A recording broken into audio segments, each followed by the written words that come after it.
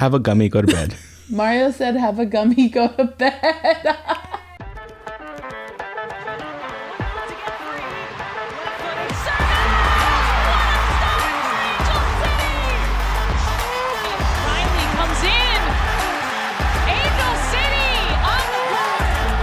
Presented by Cedar Sinai. Shifty work into the box. And across, it's in! Oh, it's LaRue! It's a dream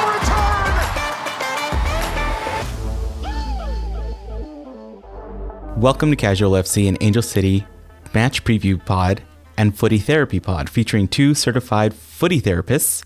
I'm your host, Mario Salazar, with my uber excited co-host Angela Morales, because we've got a really fun night planned for ourselves. We are recording this recap on an amazing we didn't want to wait too long to be able to get back to this. There's so much good stuff to talk about. We had to get it done quick. Yes. And then right after this, we're recording a special episode, which will be coming out pretty soon. So get ready. You'll know by the time you hear all this. Yeah. So we're both a little giddy. We're both a little excited. Hopefully we go through this amazing recap and give it its justice. Yeah, but also, we will. we didn't want to wait till like 2 weeks later when everybody was like, what happened? We got to remind ourselves. So we're recapping our amazing win against the Seattle Reign. We are technically undefeated for the season. Yes, sir. Which is amazing. Better start to the season than we did last year, at least emotionally. Oh. Well, I mean, last year, granted, by the third game, I think we had one draw, and this is going off of memory, but I think we had one draw, one loss, and one win. Yeah, I think we were like... So it wasn't like terrible, but it wasn't great, though, because it had bad vibes already. Yeah, there were bad vibes, bad juju. This year feels a lot different, so I think it was great. I watched the match from home, and it looked great. It sounded great. They looked amazing, and Angela was in stadium. It was bonkers. I'm going to put this out there now, so I don't say it later. I did have to leave early. I had to leave at like the 80th minute. As I'm walking out is like the Kristen Press situation, because my mom and I were rushing from BMO to Hermosa for Eva's gig because like my family's there. It was like a whole thing. So we were like, we have to leave now. So I'm like running around saying bye to people, and then we're like hauling ass to the car. And as I'm walking out of the stadium, like pulling up the iHeart app like this, my mom's like, put it louder. I'm like, I can't. It's too it's like we're getting both. It's too loud in here. Yeah. But it was absolutely fantastic. It was, BMO felt like BMO should feel, is the best way I can explain it. It was a vibe. It looked good, and it sounded great on TV. So and on iHeart, it felt like I missed something. It just didn't work out with our schedules, but I'm very happy that we had a win. Yeah. I have stuff to say about it, and I'm very excited. Yeah. So the reason why we are recording this now, there is no match this week. Mm-hmm. This week is an international break. A lot of team members from across the NWSL are all being called up for international play. Yeah. Some of them are training. Some of them are actual international friendlies, and just kind of gearing up towards the next World Cup. That kind of stuff, gearing up towards the Olympics. Like, you're just kind of, it takes a long time. You don't get to play with your international team that often. So, it's a lot longer, more drawn out process. So this is 1 week where there's an international break, but we had a bunch of players that have been called up for various teams. Yeah. So let's start with like the young guns. Kennedy Fuller got called up for the U19 training camp. Ellerly Earnshaw, who's one of our assistant coaches, who's been with the team, I want to say since like first or second season. I don't remember. I think second season. Maybe first. I want to say from the first season. I think so. I don't know. Yeah, I think, okay. She's been here for a minute. She got called up as an assistant coach for the U20 team. Savvy King got called up for the training camp for the U23 team. So that's already 2 players and a coach that are called up in the development teams and for the development stuff, which is sick. And during the broadcast of the game, they interviewed Emma.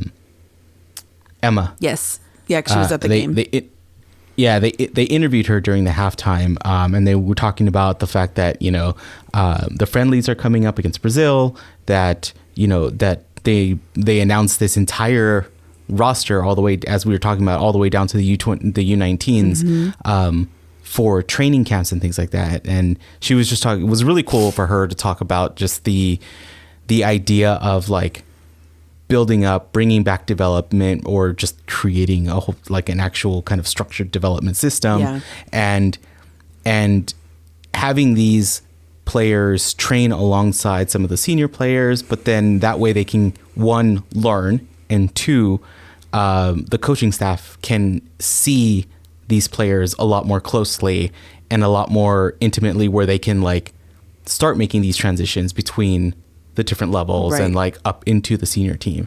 Yeah, it's going to be really exciting. So then for senior call-ups, I'm going to start with the international folks first. We've got Alana Kennedy for the Australian team, Casey Fair for the Korean team, and Claire Emsley for the Scotland folks, the Scots.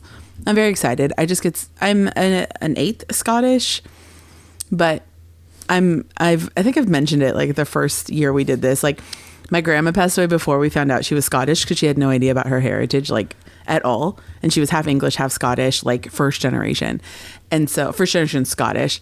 So I'm super bummed because we didn't find this out until after she passed, because I would have been able to get my passport. Like I would have been able to have a Scottish passport. I'm like, damn it. If only we'd found this out like 2 years earlier. But I actually bought a plot, like a little 5x5 plot of land my mom got me for my birthday in Scotland, that helps like with reforestation. So like you're helping the forest efforts in Scotland, but also because I'm technically a landowner, I have an official title. Like I'm Lady Angela, my middle name, Morales. So booyah. I have a certificate. Like officially. No, not that part. Not that part. I like that you casually just skip my middle name. Blanked out your middle name. It's because it's not my favorite. Like, but I don't want to be rude, because it's my aunt's. It's one of my aunt's names, like the short version of her name, and I'm just like, it just doesn't. I don't know. Like I don't connect with it, but it's also, it's just my middle name. It's whatever. People don't need to know my whole government name. Dear Internet is forever. Yes, that is it's true. Out there somewhere. Okay, and with that, the senior team. The senior U.S. folks, I completely forgot. I was like, yeah, we got internationals. Let's talk about Scotland. So, Alyssa Thompson got her call-up, which everybody expected it. It's super dope. Angelina Anderson got a training team. Like, she's there for training camp to be with the team to kind of suss it out, figure out her place in it, because this is the year of who is our keeper. With Alyssa Nair stepping away from the national team, this is friggin' huge. It's completely up for grabs. There's no, like, we went from, like, Nicole Barnhart to Hope Solo to Alyssa Nair. Like, there's been no doubt of who the keeper is going to be for the team. And now it's like, oh, we got options? We've got options, and we've got, like, talent. The keeper pool is deep. Yeah. So I'm very excited for her to be there, to get, in front of the coaching staff. Like, I'm so happy for her. She's been there before. Like, let's keep this going. Yeah. And just to be clear, she hasn't been named to the actual roster. Right. She's been named to the training camp for the senior team. Yeah. But essentially practice players. Yeah. Like they need practice players, and you need top caliber practice players. But those practice players sometimes end up getting the call up. Like, you're the alternates, you're the people in waiting, which is dope. There's plenty of other friendlies that are coming up. I believe at the end of May there's another, I think, friendly. July. They just announced July in something DC.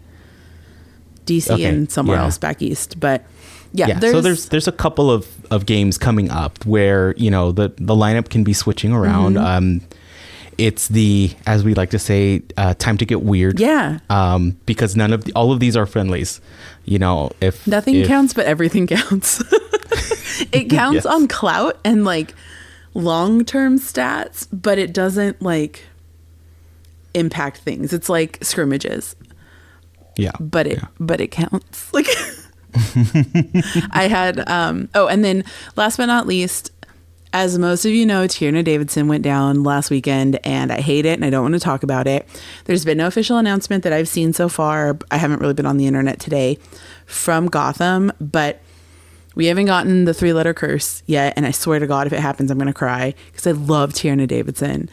But Giselle got the call up as a replacement player for Tierna, which is so, like, honestly, what an honor, because Tierna's just legit. We'll talk about her more when we talk about Gotham in like a week, but like Tierna's what's up in multiple ways. I will, if you have not already, listen or watch the episode of the women's game. I think it's the women's game, or it's the it is the women's game. Yeah, with Sam Mewis interviewing Tierna and talking about her history with the team and all of that. And I'll talk about it when we talk about Gotham because it's a wonderful episode. She deserves the armband forever until she says she doesn't want it. That's my opinions. But back to the NWSL, we had some chaos. So BMO is known. Our fan base. You forgot Alana and Casey. No, I said them first. Did you? Yeah. Did I miss that? Yeah.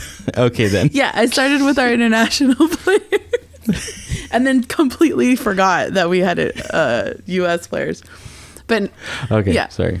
The Chaos Award this week essentially goes to everything that happened in the first 10 minutes of our match. Honestly, freaking bonkers. We almost scored in like the 53rd second, and that I was like, oh. Well, like we had, like I said in the Discord, we had a successful 3 clap because Foudy did it. So that's like, that's 2 in a row. 2 or 3. How many home games have we had? 2, right? 2. Yeah, 2 in a row. Granted, it's because Sam Mewis and Julie Foudy did it, and it's like the national team version, and like, we should never have strayed. But like, it sounded good. I'm like, oh, okay, successful 3 clap, we're gonna win. Shit's different today. I can confirm that there was a prediction that we were going to win from the very beginning. I was like, red alert. You can go in the Discord. It's in there in writing in the wrong thread. And then because I was too excited, it was a whole thing. But the game starts. We almost score. Then we almost score again. And then we almost score again. And then we score. And then like 8 seconds later, there's a penalty. And we're like, what? I have words. And like we had already found out who, like, you know, you get the like referee lineup. Yeah, okay, so to set the scene for everyone. Right, it's a home game. Most of y'all were there, right? My schedule didn't allow, so I was at home. Because my schedule didn't allow, I wasn't even at home for the beginning of the match. Like I think I started watching maybe about 20 minutes in. Yeah, you missed all the good to the match. Yeah, like I missed all the good stuff basically. But all I was getting was pings on Discord. Yep. Yeah. I was like, oh, geez, what's going on? So like the whistle blows there, and like everybody's like, okay, yeah, there was a foul outside the box. It's gonna be a free kick, whatever. Like, okay. And next thing you know, he's pointing to a penalty spot, and it was like, sir, what? Even my mom was like, that was outside the penalty box, right? And I was like, yes, thank you. Exactly what is happening. Upon multiple reviews in the stadium, it's very clear that it was like maybe a foul, maybe not. It was definitely a play on the ball. Like, it wasn't like it was egregious, if you will. Yeah. It was just fine. And next thing you know, there's penalty. And then he's like, oh, hold on. Like, oh, toot VAR. Like, let me listen to my headphones. I don't care if they lost the feed from the game. I don't care. What was that? Even the replay was like was when I was watching bad. When I was watching the highlights, because of the beginning, I saw the replay. I was like, how was that? Yes, because I wanted to know. I got the alert, and it said score, and I'm like, well, we're in the recap part of this anyways. Oh yeah, like, so we just skipped. We'll get back to the other stuff. We're just going into the recap because we gotta talk about this deep. Yeah. So Alyssa, right? Like, freaking scores banger. And I'm like, yeah, that was a beautiful shot. Top bins, like top corner. Yeah, great assist from Kennedy. I'm really enjoying this Kennedy to Alyssa and then Alyssa to Kennedy. Like, this is the third game in a row that the two of them have connected. They've talked about it. Kennedy talked about it in the post game. Like, this is a match made in heaven, and they're both like, yeah, we want to keep this going, keep this connected. So if they just want to keep trading off, so like next game Kennedy scores, maybe they both score. Like, just assist and goal. Yeah. I'm here for it. Yep. Yeah. And so, like, I get the alert. That's at 8 minutes, and then a minute later it says like penalty, and I'm like, what the hell? The penalty was officially recorded as being taken at the 12th minute, but the fact that it went like 8 minute banger from Alyssa to like 4 seconds later. That's what it felt like. And I'm just like, I'm getting these alerts on my phone from Discord and from like FOTMob, and I'm like, what the hell is going on? So yeah, we get back to it. The game was from my so fast and so chaotic for like the first 20-30 minutes, and then it was like, oh, it's halftime. Like, it was just confusing. Like, what just happened? But the funny thing was, up in our section, we're sitting, it was my mom, and then Katie, one of our friends / listeners / homies, came over to sit with us, and everybody is booing the ref. Like, the whole stadium is pissed. You hear like little kids being like, I even know that's not a foul. Like, all kinds of stuff. It gets quiet, and a couple rows up behind me, this crystal clear, small little voice out of nowhere, ref, you suck. It was fantastic. The whole section just turned around, started applauding. We're like, good job. That's what's up. Like, woo. And then later on, somebody else started a ref, you suck chant. And then it happened over in our 227 again. Like, everybody is like, this kid is what's up. Like, this is the greatest thing. Kind of dies down, and someone like over a little bit from me leans over and goes, hey, Dad. Because like the kiddos there with their dad. They're like, good job. Like, you're raising your kid right. Yeah, it was just a crazy first quarter of the game, essentially. But yeah, so one thing that Isaac and Tracy talked about on the post game, which I really wanted to bring up, was Seattle was down heavy hitters. Lynn was out, Fishlock was out, Heidema was out. Like, there was a lot of people out for various reasons, small injuries, big injuries, whatever. Last season, we don't win this game. Like, last season, we would play okay, but we don't win this game in this fashion. Even with, I don't want to say second string, because I don't like saying second string when it comes to pros, because I'm like your first pick on the dodgeball court any day. But, like, you have subs essentially starting, or folks that aren't maybe necessarily playing in their natural position. That's a game you need to capitalize on. And we had talked about that. Like, this is really going to be the turning point for us this season. We either pull out a win or we have another draw. So the fact that Angel City came out, Claire delivered a freaking banger of a ball into the box, and Riley Tiernan like rose into the sky and just bonk into the goal for her first NWSL her first professional goal. Yeah. And just, it was so good. Yeah, I think so. And then I've heard this. I want just to talk about the second string idea. Yes, it's kind of a weird term to call, like it I think it just feels bad when it really isn't. Like there's no honest negative connotation to the second string. Like it's like A team, B team, but sometimes you're on A team and B team and you just kind of flip flop depending on the opponent. But there is some truth to this idea of like a second string not being there, because the reason your A team, your A-list players do, like when you have a team that's gelling really well, as we're starting to build up, it feels very cohesive, and it's because they practice together and it's because all of that, and they have a system and they have trust and they're building confidence with each other.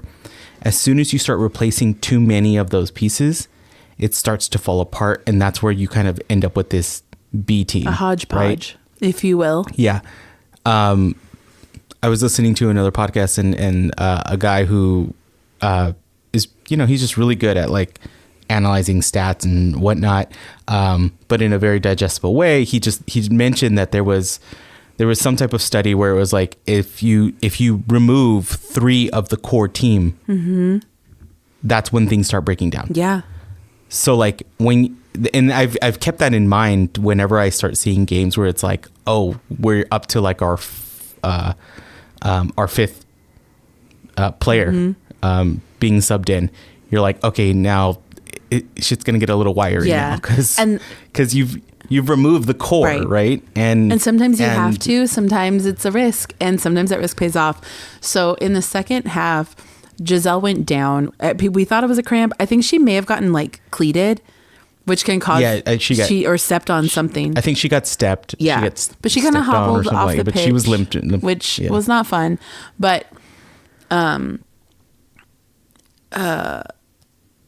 we had a sub come on for her, and then Savvy King started cramping, which this is the hard part, because cramping can be caused by like a million things. It can be caused from like dehydration. It can be like, which is what everybody thinks, or like, oh, I need to eat a banana. I don't have enough potassium. Like I'm out of electrolytes. It can also be caused by the weather. It can just be like genetic, that you're more prone to muscle cramps. And we're going to get real sciencey. It can also be dependent on where a woman is in her menstrual cycle, where your hormones are, where your body's at. So like, there are so many things that go into like, it could be like, oh yeah, I ate the same thing I ate every game day, and I ate 2 bites less or something like that. Like something so minute, but you're just kind of going off what you do. But our bodies are so different from each other. It's also, it can also be like I said, it can be hereditary. It can be just like, your family is more prone to muscle cramps. Thank God mine isn't. But it can also be like ethnicity sometimes, depending on like cultural diets or cultural history, things like that. Like there's so many factors that go into why your muscles cramp. And I don't know what this is. Like for Giselle, everybody thought she cramped, and then it was like, oh, that's not a cramp. But no. Yeah, whatever's going on with Savvy, they'll get it figured out. And like I said, it could be a million different things. It could also be because she's young, and she needs to warm up a little bit more. Like there's so many factors that we don't know. Training plans consistently change. Nutrition plans consistently change. Like Dawn Scott, who I've talked about on here before, she just finished her tenure with the Washington Spirit. But prior to that, she worked with U.S. Soccer and the women's national team, and effectively changed how the women on that team were trained and managed and everything, because her whole theory, and she studied this for years, but her whole theory is that women are not small men. We're our own creatures. We should be studied as such. So everything like diets change during different phases of menstrual cycles, diets, like exercise changes, because honestly, I will be the first person to tell you, you can go one day, walk in the weight room, max out, feel like you're the top of the world, and like within 48 hours, you're like, I can't lift a 10-pound dumbbell. What is this? Like your body's just like loosey-goosey, just spaghetti noodles, and it doesn't make any sense. So bodies are weird. They'll get it figured out. But towards the end of the game, Savvy had started cramping and like, you know, it was a little stressful because Megan Reed was out sick. So we didn't really have a good center back replacement. I mean, I don't want to say we didn't have like Alana Kennedy slid back and Madison Hammond took the midfield once Savvy came out. But still, like, you want, like you said, you want those core people to stay where they were to keep the vibe going. But we held it. Subbed in Kristen Press. Of course, Kristen and you presses. Had to leave. Scores a banger of a goal because I saw it. I've watched a million times. Gets called offside. Did you see it in stadium, or was that one of the ones that you missed? Like my mom and I hoofed it. We booked it out of the stadium. Yeah, to try to get ahead of everybody. And they called it back, which I think should be illegal. There's a certain point in someone's career where it's like, just let it happen. Alex Morgan, Kristen Press, like there's certain players where you're just like, listen, I don't care if they were off, it counted. Like, so we had our first practice press goal. They called it on the broadcast. They're like, yeah, that was off. She was off. Like she was pretty clearly off. We are proponents here of the vibes goal. Yeah, it was. We've said it before, where like if the goal just hits the vibe, like you just kind of got to be like, all right, well, it counts. Yeah. Oh, and there was also something in the first half where the fourth referee, who shall remain unnamed, but if you want to find out who it was, go to Discord because we remember Trevor. He called the ball, like the ball goes out very clearly on a Reign player and calls it their ball. And everybody's like, sir, hello? This is not how this works. Like the players were confused, the stands, everybody's hollering. It was a mess. They got their shit together in the second half, thank goodness. But it was a mess. But overall, like you said, technically we're undefeated. We have not dropped a game, which I'm so pumped about. We're getting there. We're gelling. The team actually made the change we were kind of hoping for, or like alluded to, in the sense that Katie Zellum started over Macy Hodge, and Hodge came in the second half, and it was. I think that's our starting lineup, and I think that we all kind of knew, but I think they were giving her a shot to kind of get the jitters out, see where that came in. And like we were saying, it all comes back to minutes. Yes. Like you give them some minutes. The first couple games aren't crucial, so give them some minutes, get them some playing time. Actual playing time in front of a crowd is different than training time in front of the training staff. Like it's Riley, different vibe, different energy. Riley Tiernan talked about that in the post-game presser, how she was like, that first game I was terrified, that second game I was terrified. I've never played in front of 20,000 people before. What? And she goes, but then at the end of the day, you remember you've played this game since you were 5 years old. Like it's the same thing. But it's just really loud. She goes, it is such an adjustment. And being your first game being a home opener at BMO, which is going to be close to 20,000 people. And then the second game being the home opener match for Portland. Up in Portland, which is like, yes, it got rain. Like there was rain and a lot of people were probably stayed home or whatever, but you still got a whole crew and the Riveters are no joke. So I've been able to be on the field for a couple of events. Like I've held the flag, I've held the crest in the middle, and it's loud. Yeah, it's intimidating. Yeah. It's when we were down from with there, the pitch media corner stuff, it was like, we're that loud? Like, dang. Oh, yeah. Got it.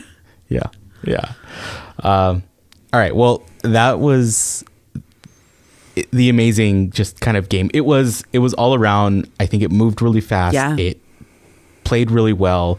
It just felt like we're finding what we need to do. And sure, we're not 100%, but like we said from the beginning, as long as we're seeing improvement, that's the part that you want, right? Like, yeah.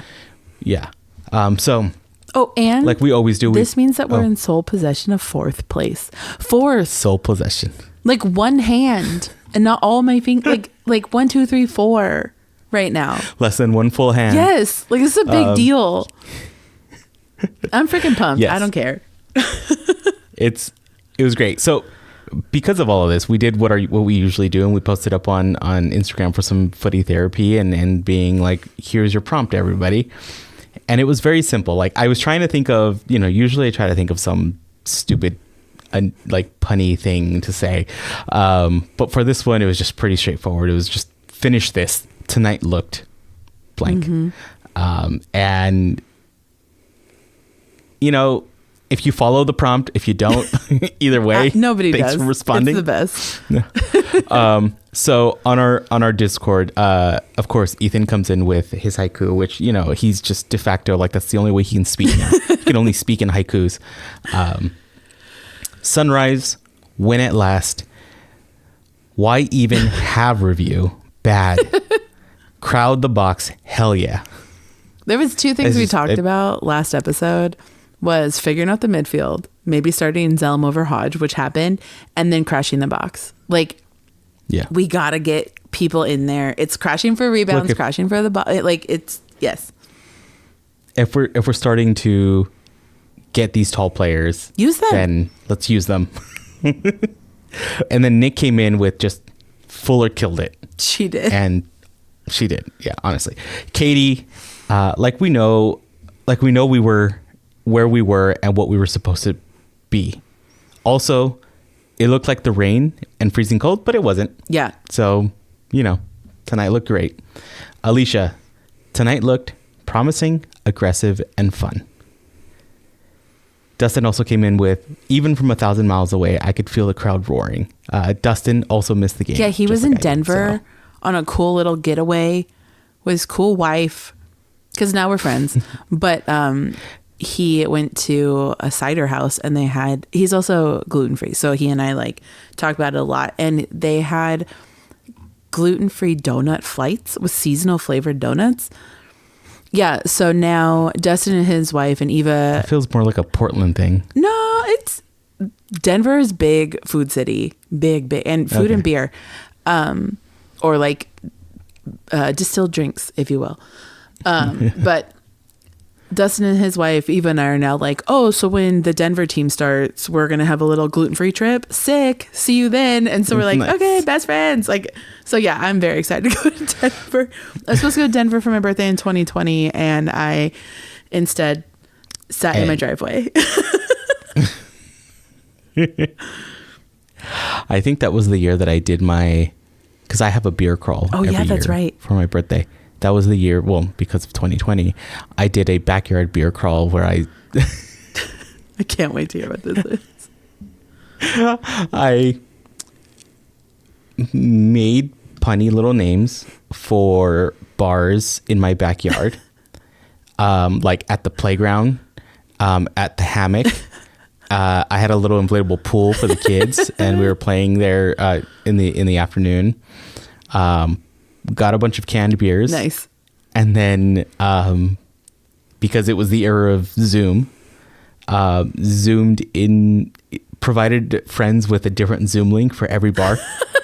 And oh, you went hard. This is the most Mario thing I've ever heard. Anyone who's listening, this is so completely accurate. Okay, so yes, I do a beer crawl for my birthday. I've done it since I turned 30. It's just a fun way to be like, hey, if you have the time, pass by. If you don't, you don't. It's no pressure to anybody, no pressure to me. Yeah. But I was doing it in my backyard, and my brother sent me the Zoom of the last spot, which was at the table that we have out here. He sent me the Zoom because I don't remember any part of that Zoom. And apparently... Are you admitting this? Or what? I can't wait. I'm going to stop there. We can offline this. But yes, I didn't remember. I made it through the end of the beer crawl, but I don't remember the end of the beer crawl. That's fair. So, at least you were at home. Okay. Yes, and I was in the safety of my backyard. Well, safety. I mean, there's a lot of things that can get hurt back here, but all right. Janthony came back with almost fully baked. If we come together before June, we're good.